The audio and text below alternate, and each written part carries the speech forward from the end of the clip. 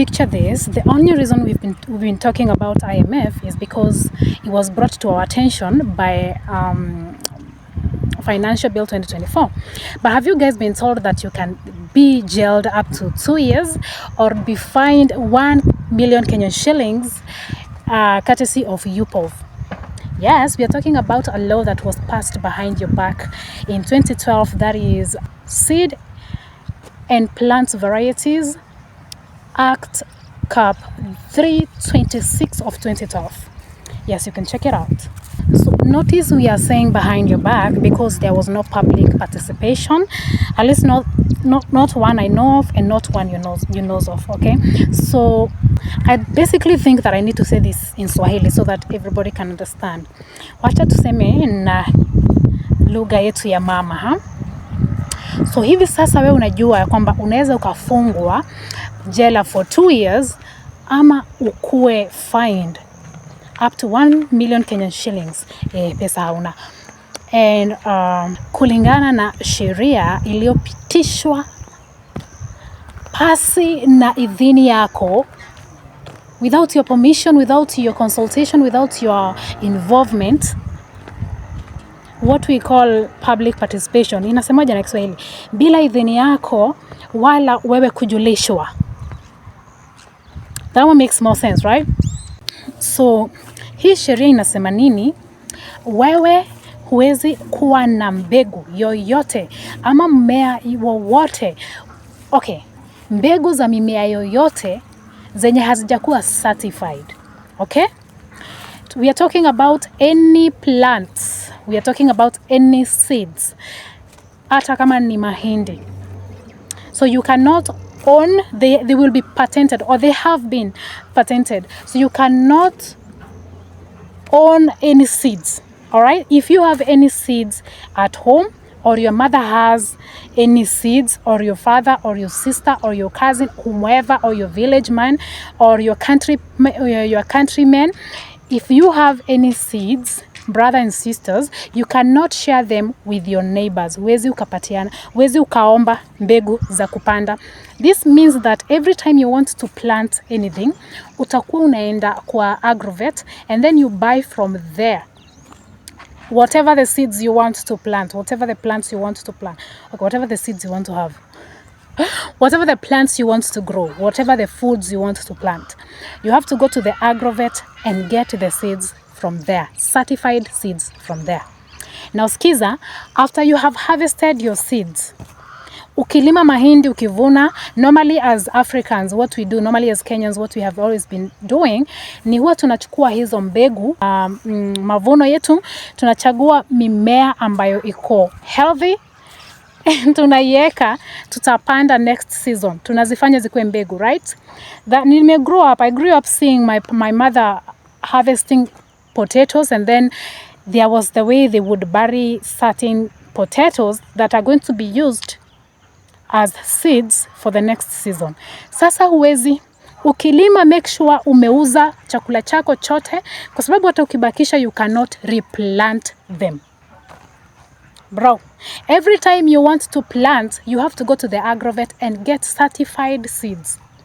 If your neighbor has surplus, you cannot borrow from your neighbor, you cannot buy from your neighbor.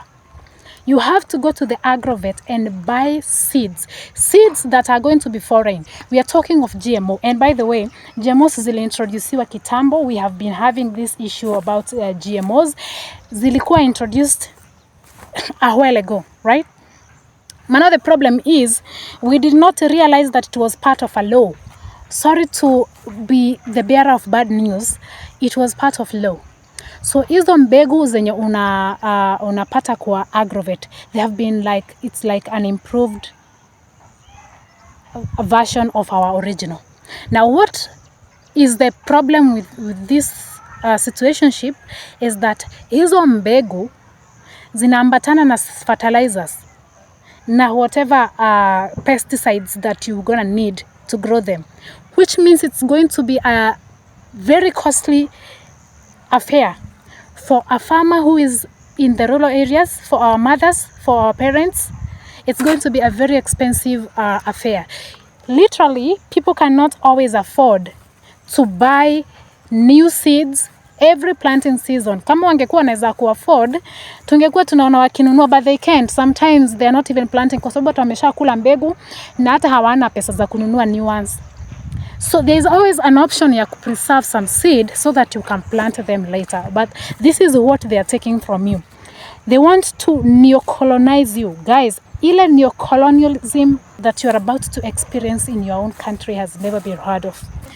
Sasa hizo mbegu zenye unasikia, they are going to be very expensive at some point after wame centralize. It is going to be very expensive, and by the way, they might not withstand our climatic conditions, which means we are going to be at the mercy of big corporations and entities for food security. And they do not care, man. They don't care. They of course are going to... Ni kama nyinyi watu hamjaona serikali.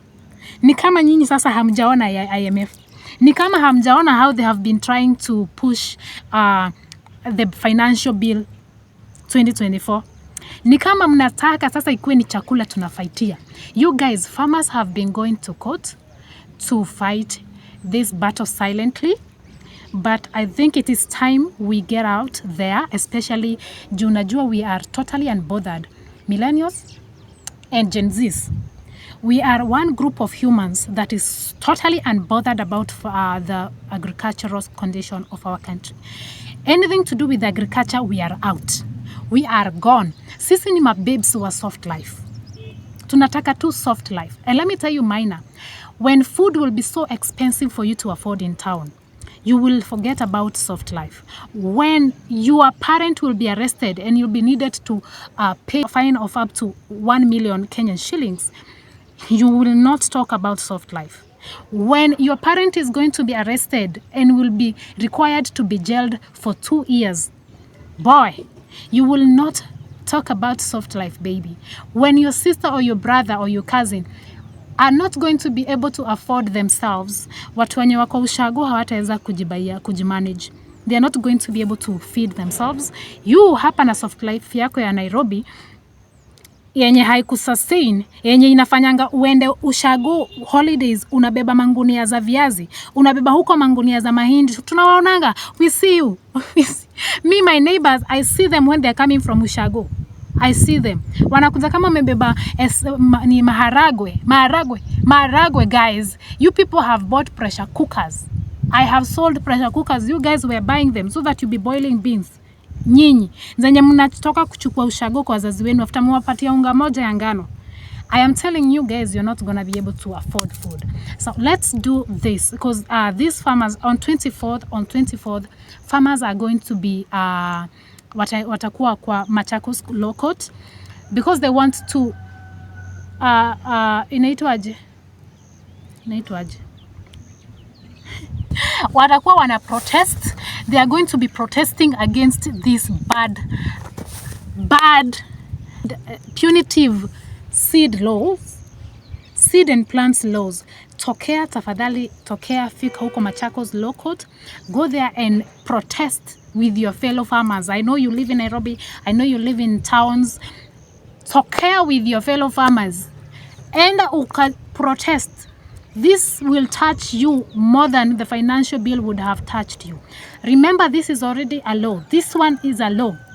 So you need to go there and challenge, because the government is going to also show up with their lawyers to try and make this thing, to try and ground this law. So ensure umefika huko, tusaidiane kutengeneza a better Kenya, a better country for all of us. Because literally, I think I was shouting because I am literally offended and mad.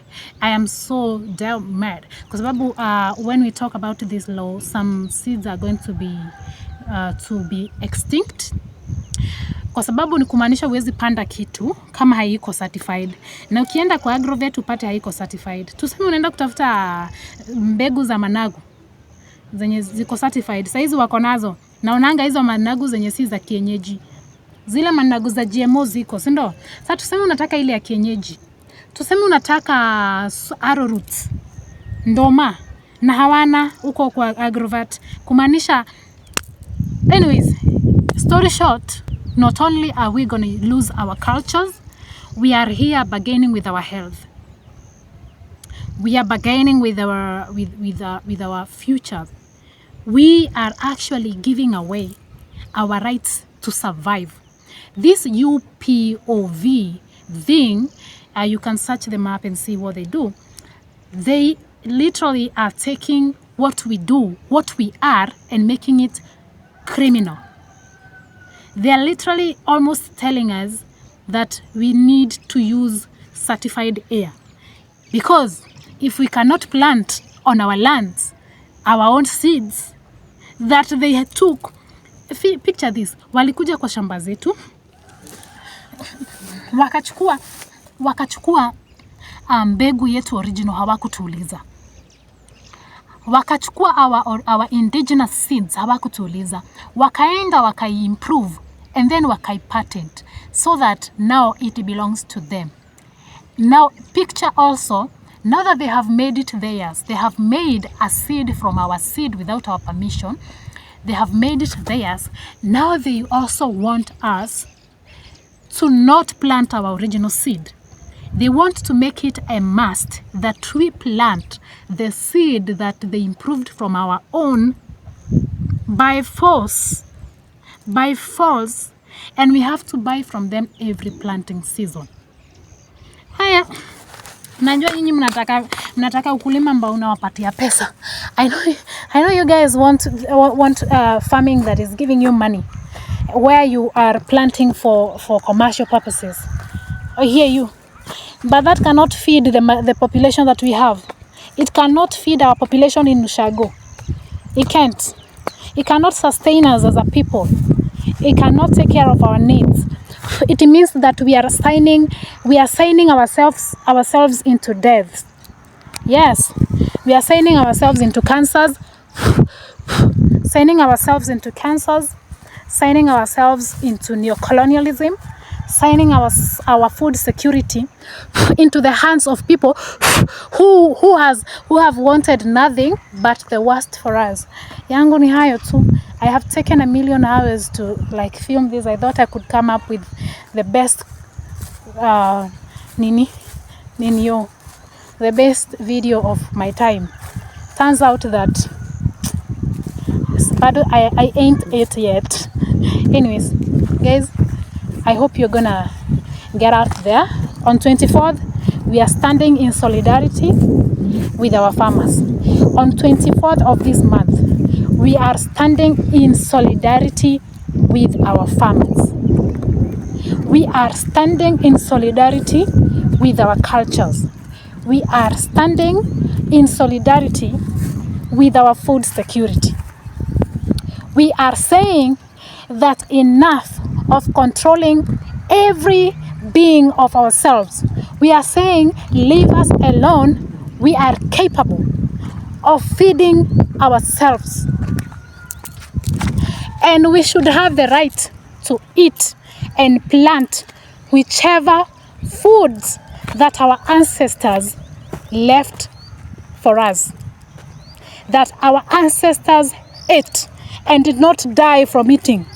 That our ancestors ate and did not get cancer from eating it. So, maneno ni kama hayo. Let's meet kwa the other what? Let us meet there on 24th in Machakos Low Court.